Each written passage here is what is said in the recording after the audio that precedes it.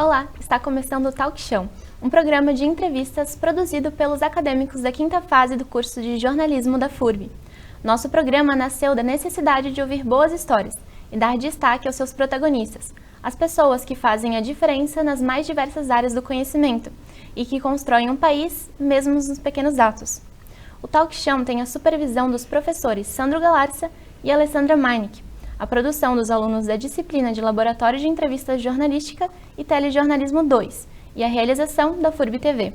No programa de hoje recebemos Felipe Leal. Ele é graduado em Redes de Computadores, pós-graduado em Tecnologia da Informação, graduando em Licenciatura da Computação e pós-graduando em Hacking Ético e Segurança Cibernética.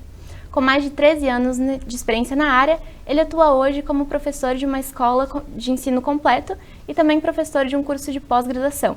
Muito obrigada pela presença, Felipe. É um prazer recebê-lo em nosso programa. Obrigado, eu que agradeço pelo convite.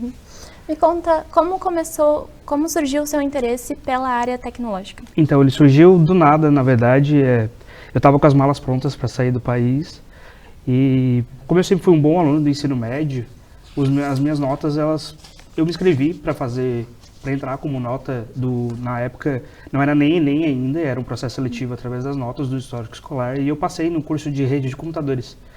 E eu acho que por um lapso, assim, conversando com meus pais, eles decidiram melhor eu ficar e não ir para o intercâmbio. Eu acabei entrando aí do nada e por nada, mas sempre tive interesse anterior, mas nunca interesse de fazer uma graduação. Aí entrei no curso de rede de computadores e começou a minha carreira. E como surgiu o interesse para dar aulas? A minha avó já é aposentada como professora, minha mãe ela já foi professora e hoje é gestora pública, é diretora de um colégio no interior da cidade de Laguna.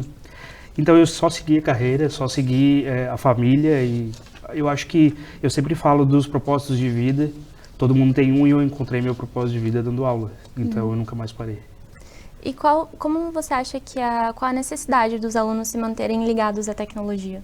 Tem uma frase muito famosa do Steve Jobs, Morgana, que diz que todo mundo deveria aprender ciências da computação, todo mundo deveria aprender a programar, porque isso muda vidas e muda o mundo.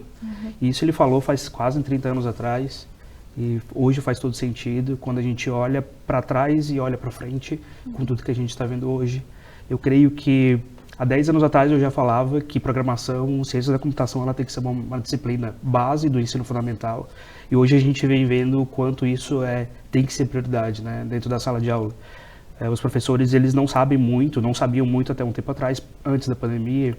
E nós como os profissionais de TI, a gente teve que meio que se adaptar a professores, ensiná-los a usar ferramentas, e muito na correria, assim. Então a gente acabou unindo o útil ao agradável como profissional de TI, também como professor, e ensinando os colegas a estar mexendo com isso.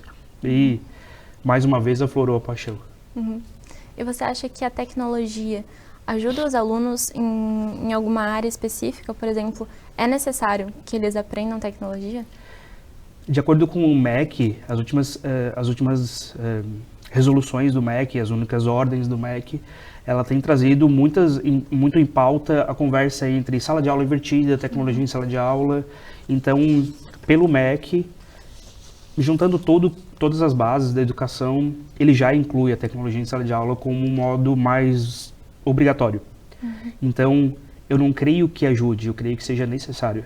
Porque, como a gente vai citar algumas ferramentas, anteriormente à pandemia, elas já foram criadas e já eram usadas, mas de forma um pouco com vergonha da parte dos professores. Eu não digo vergonha, mas também preguiça não é a palavra.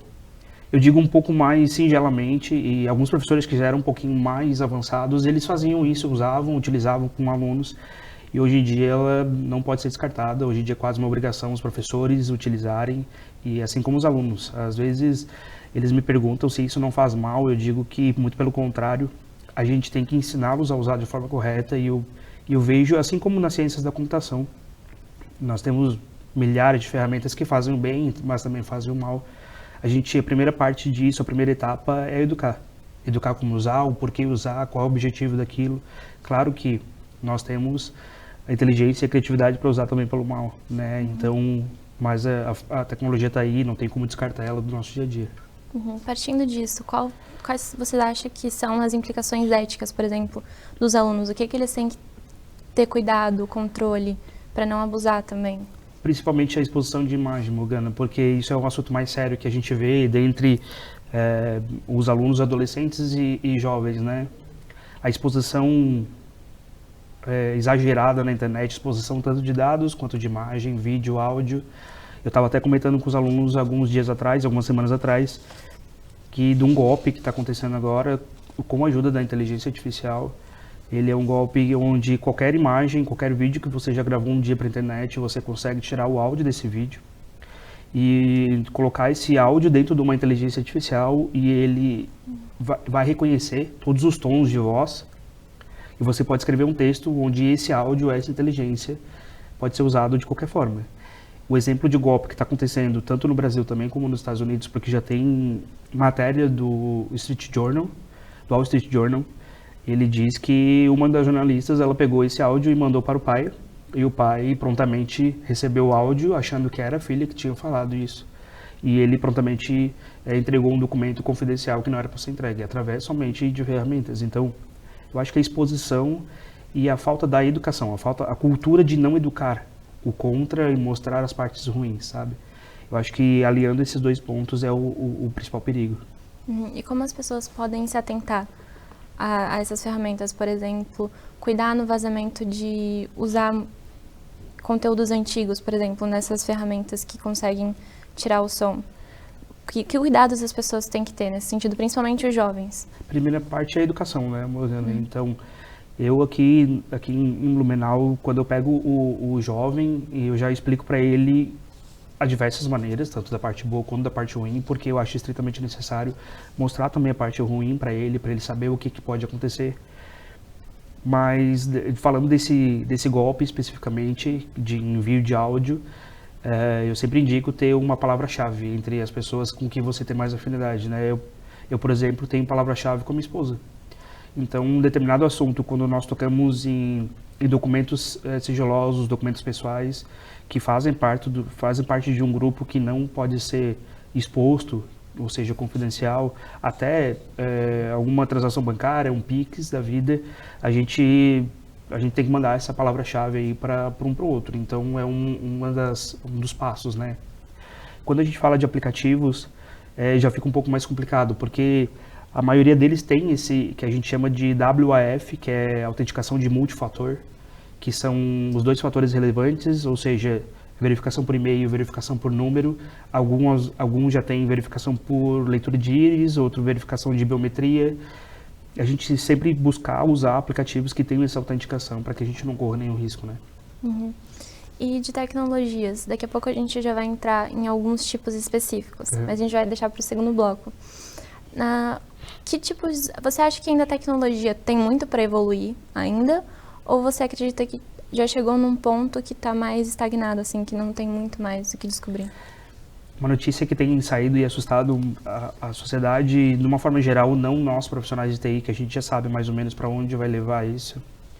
Uma notícia que saiu e foi publicada numa revista de tecnologia americana e também em alguns outros canais americanos. Ela diz que houve uma experiência num laboratório de uma universidade americana, onde cientistas e engenheiros pegaram duas inteligências artificiais, que são inteligências chamadas generativas, elas geram algum conteúdo, depois a gente fala um pouquinho mais. Eles colocaram essas duas inteligências frente a frente e para se comunicarem. Só que toda inteligência artificial ela só acontece quando tem um banco de dados. Então é como nós nascemos, para que a gente saiba as coisas, a gente tem que aprender. Então a gente vai absorvendo, né, o máximo de informação para que a gente consiga aprender aquilo. Tanto para falar, quanto para comer e tudo mais. Essas inteligências elas foram evoluindo pelo banco de dados dos cientistas e engenheiros. Eles começaram a se comunicar e toda a comunicação ela saía por uma porta onde os engenheiros conseguiam ler aquilo e traduzir aquela comunicação entre as duas. Só que percebendo esse filtro de saída do banco de dados deles, as inteligências artificiais elas resolveram criar uma linguagem onde os engenheiros não conseguiram decifrar, ou seja, uma linguagem própria. Nós estamos em 2023, a pandemia começou em 2020 e nós nem pensávamos nisso. Então, em 3 anos, nem 3 anos deu, essa pesquisa foi no final do ano passado, deram 2 anos, já houve uma quebra de paradigma de comunicação entre o ser humano e o robô, mas sem a permissão da pessoa humana. Eles já conseguiram se comunicar e eles cortaram a comunicação a partir do momento que viram que isso estava saindo fora do controle.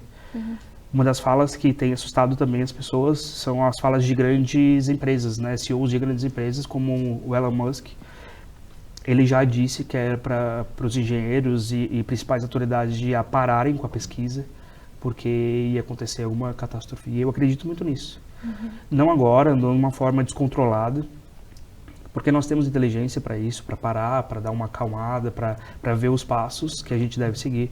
Mas se a gente continuar nessa linha de querer muito mais, de querer saber mais, eu acho que vai dar um pouquinho ruim aí. Você acha que se usar essa tecnologia que a gente tem disponível de uma forma errada, pode acabar alterando a forma como a pessoa pensa, acaba tomando conta, assim, de alguma forma? Então, é muito legal tu fazer essa pergunta, Morgana, porque saiu uma reportagem de um ex-engenheiro da Google. Ele foi um dos primeiros. Existe uma ferramenta da Google hoje, de inteligência artificial, chamada Google Bard. Ela está em 150 países, se não me engano. Ela não foi adicionada ao Brasil, porque eu sempre brinco que o brasileiro só não domina o mundo porque não quer. Então eles ausentaram o Brasil desse lançamento. Mas um dos engenheiros que começou essa pesquisa de IA lá dentro da Google, ele saiu da Google porque ele estava vendo que as coisas iam dar ruim. E uma das falas dele após anunciar essa saída, é que essa inteligência ela poderia dominar e acabar com a raça humana. Não acabar com a raça humana, digo, de disseminar e matar a raça humana. Mas a gente já tem aí algumas preliminares, algumas notícias de inteligência artificial chegando próximos a empresas que são controladoras de gás, energia, água. Então já está tendo ataques com o uso de IAs no mundo inteiro, principalmente nos Estados Unidos, e isso não é noticiado no mundo externo por conta de uma possível pandemia, guerra pandêmica, mas eu creio que se a gente não der uma acalmada, isso pode piorar. A gente vai agora para um rápido intervalo e em seguida a gente volta com mais Talk Show. Vamos ser sinceros, não é só ter uma infraestrutura incomparável, é poder usar tudo isso para fazer a diferença e somar na vida das pessoas. Porque para formar a próxima geração de líderes, empreendedores e criativos, é preciso somar um estudo de casos reais com pesquisas que mudam o mundo. É saber que tem diferença entre ouvir falar e viver essa experiência. Escolha somar no seu futuro. Inscrições abertas em ingressar.furb.br. FURB, graduação não é tudo igual. Estamos de volta e hoje recebemos o professor Felipe Leal. Continuando agora, a gente sempre precisa buscar se atualizar das tecnologias, né? Hoje, assim, no geral, quais são as principais formas de inteligência artificial que estão bombando, assim? O que a gente tem visto, eu sempre passo a pergunta para meus alunos perguntando por que somente hoje deu esse boom de inteligência artificial. Poucos sabem responder, assim, com uma resposta bem complexa, mas a verdade é que a inteligência artificial ela só estourou hoje porque a gente conseguiu uma ferramenta, teve essa exposição dessa ferramenta para nós e nós como sociedade civil, a gente conseguiu usar a primeira ferramenta de inteligência. Então, eu já trabalhei com inteligência antes de ser o ChatGPT, não inteligência propriamente dita para as pessoas usarem, mas de forma industrial, de forma de uma empresa. E as pessoas elas ficam muito chocadas com isso, né? A gente já existe inteligência e a primeira pesquisa de inteligência foi em 1956. Então a gente tem aí mais de, 60 anos, 70 anos de inteligência já. E o problema é que tem muitas hoje, como a gente estava conversando antes, tem mais de 3.000 ferramentas realmente de inteligência focadas nos mais diversos setores, né? Nós temos o Moisés, que é para áudio, nós temos o ChatGPT, que é para gerar uma conversa, nós temos o Google Bard, que também é geração de conversa. Nós temos o Synthesia, que é uma geração de áudio e vídeo juntos. Então, nós estávamos conversando também sobre o Photoshop, que lançou recentemente agora, essa semana ou semana passada, a ferramenta que ela autocompleta a foto. Então, assim, nós temos para todos, e o que realmente está bombando são essas, né? São o Google Bard, o ChatGPT, o Midjourney, que é geração de imagens, o DALL-E, que também é geração de imagens. Essas são as principais ferramentas. E o mais legal de tudo, essas ferramentas são classificadas como ferramentas generativas. Elas geram um conteúdo a partir de um prompt. É esse prompt aí que as pessoas querem aprender hoje em dia, né? Que está gerando uma nova profissão. E você está até fazendo um levantamento, né, de alguns prompts, assim. Sim. Como é que a gente usa esse formato de prompts? O prompt, ele é nada mais do que um texto onde você traduz o que você quer para aquilo, né, para a ferramenta. As pessoas, normalmente, elas não sabem usar o ChatGPT, elas usam como um Google, como um buscador. Então, se for para fazer isso, eu realmente uso o Google porque é melhor. Mas o ChatGPT, ele precisa que você conte a história, que você esclareça vários pontos para que ele gere da maneira mais assertiva possível, né? Como eu falei, ela está gerando uma nova profissão chamada engenheiro de prompts. E no mercado está pedindo muito. Se você hoje colocar no LinkedIn, já consegue encontrar vagas de engenharia de prompts. E eu estou, assim, meio que criando já tem bastante coisa na internet, mas juntando tudo, catalogando tudo, para fazer uma apostila para ajudar o pessoal, principalmente em jornalismo, publicidade, copyright, que o pessoal consegue usar bastante. E já tem bastante, assim, na apostila. Tem gente que até tem um pouquinho de preconceito em usar essas formas, dizendo, tipo, vai tirar o meu trabalho, ou outras questões. Você acha que é importante você se inteirar desses assuntos, mesmo que você não vá usar muito, mas que você entenda que é importante?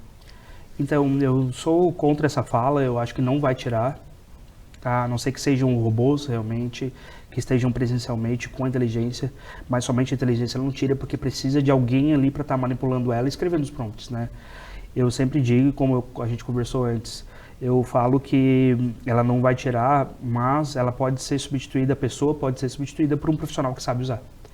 Então, essa é a resposta. A parte mais importante é saber usar, como usar, para que a gente se destaque de uma ferramenta a mais dentro do currículo e de um conhecimento a mais, né? Você estava até comentando sobre o Moisés, que ele ajudou vários artistas também já, né? Sim. Que usaram dessa ferramenta, Sim. que é importante. O legal do Moisés é que a gente consegue separar os áudios, né, e criar alguns áudios. Já teve, e o mais legal é que o Moisés é uma ferramenta nacional, uma ferramenta brasileira, criada por alguns engenheiros que se juntaram e viram a necessidade do mercado de tê-las, né? Mas o mais engraçado é que a gente acha que o Brasil não tem capacidade para isso. Nós estamos bem à frente de países mais desenvolvidos na capacidade de ciências da computação, porque a inteligência artificial é uma área da ciência da computação, uma área de estudo. E o mais legal dessas ferramentas, elas foram criadas por brasileiros e principalmente Moisés. Tem vários artistas que já ganharam alguns prêmios grandes, assim, bem legais, por criarem dentro do Moisés. Você acha que a tecnologia ajuda também, como a gente estava comentando, publicidade, jornalismo, outras áreas, assim, as mais variadas? Qualquer área pode estar utilizando? Sim, hoje eu uso o ChatGPT mais para educação, né? Como ser um professor e dando aula para professores também. A última formação que eu fiz do ChatGPT foram para professores aqui do colégio e a maioria deles não usava, assim, 90% dos professores não usavam. Já tinham aberto, já tinham usado alguma vez, mas nada voltado para os alunos. Ele consegue fazer plano de aula, questões inéditas, resumos e usar isso com os alunos da maneira mais interessante. Então, a capacidade de gerar isso não é o fator principal, não é o fator que mais dificulta, mas sim conseguir adequar esse uso para o dia a dia. Porque enquanto um professor ele demora aí 3, 4, 5 horas para fazer um plano de aula bem elaborado, bem centrado, o ChatGPT, se a gente conseguir usar, a gente demora 5 minutos. Assim como uma aula, você tem que ler o livro e decorar todo aquele texto, ou ter realmente o conhecimento daquele assunto, o domínio, você vai conseguir fazer algumas questões, mas sempre vai ter que estar revisando o conteúdo. O ChatGPT, se você coloca lá, por exemplo, ou outra inteligência, tanto o Google Board, até o Bing, que é a inteligência da Microsoft, você faz isso em 5 minutos.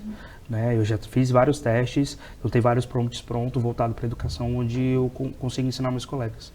E esse é o mais legal. As pessoas não podem olhar com essa forma de que, nossa, ele vai fazer absurdos pela educação ou absurdos pelo jornalismo. Não. As pessoas têm que ter a consciência e também saber usar, que é o mais difícil, na minha opinião. Realmente. Agora, falando um pouquinho de segurança. Como a gente pode entender um pouquinho mais o que seria segurança cibernética, assim, que é uma das suas áreas de estudo? Então, é uma paixão. A segurança cibernética, eu simplesmente falo que ela é um guarda-chuva ao contrário. Quando a gente tem aqueles aramezinhos do guarda-chuva saindo, cada parte daquele aramezinho é um ponto da segurança da informação.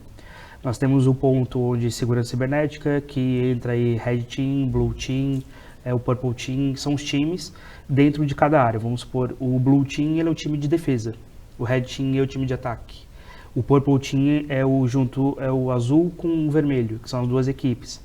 E são várias, dentro da área de segurança cibernética, tem várias áreas, né? Pessoal que cuida de dados, pessoal que é da área financeira, pessoal que são CEOs de empresas grandes, e no meu caso eu sou um analista de segurança, então a gente chama de hacker ético. São os hackers que, a palavra ela ficou muito banalizada, falando só do mal, mas nós somos profissionais que nós usamos da mesma inteligência dos profissionais que usam para o mal, só que nós usamos para a defesa, nós usamos para o bem, para que a gente seja contratado por aquela empresa e não tenha falhas dentro do sistema deles, né?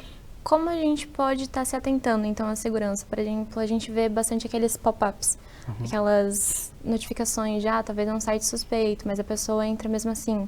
Que cuidados a gente tem que ter? O principal cuidado é não entrar, Morgana. Normalmente, quando o site ele tem muito pop-up, normalmente a gente tem 2 pop-ups quase fixos em páginas. Em páginas que são confiáveis, que é pop-up de localização, ele sempre vai pedir a permissão do usuário e sempre tem um pop-up de acordo com a LGPD. No Brasil, a gente é obrigatório a mostrar que está ciente daquilo que a gente quer ou não, né? A gente chama dos cookies lá obrigatórios. Essas páginas sempre vão soltar pop-ups muito simples, bem vistos, bem sinalizados. E normalmente as páginas que não são legais, a gente está acessando, ela já abre um monte de janela na nossa cara ali, né? Bem na frente da nossa tela. Eu digo para evitar, mas se quiser realmente, teve uma pesquisa que tem um navegador que é muito seguro, que é o navegador que eu uso, chamado Brave. Ele é um navegador que eles já fizeram vários testes, é um navegador muito seguro e ele bloqueia esses pop-ups para que a gente use o site com mais segurança. Mas, por exemplo, que nem você falou, de localização, a gente pode estar indo, é melhor não? É assim, a gente nunca lê aqueles termos de uso, né? A gente só aperta estou ciente e deu. Automaticamente, na nossa vida inteira, na tecnologia, o Google sabe onde você está, né? O iPhone, a Apple sabe onde é que você está. Normalmente a gente já sabe isso, as empresas já sabem isso. Quando você clica em localização, normalmente ele vai saber, o navegador vai saber onde você está. Eu normalmente não ativo, porque para mim não faz diferença ele saber ou não.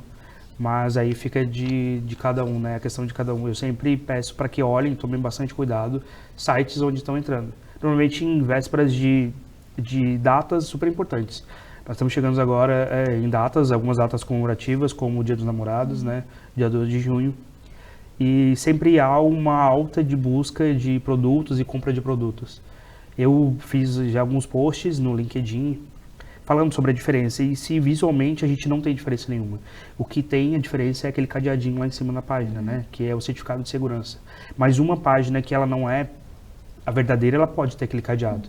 O que a gente tem que se atentar são realmente os preços, né? Nunca vai ter uma televisão que num dia era 4.000, outra por R$1.200. Então, só que as pessoas, eu brinco que elas se emocionam na frente da tela. Então elas acabam caindo no golpe.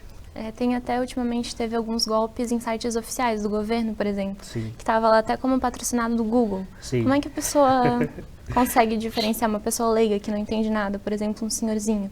Como é que ele vai saber que ele pode entrar no site ou não? Uma das dicas mais legais que eu dou, Morgana, é que na hora da compra você gere sempre o boleto.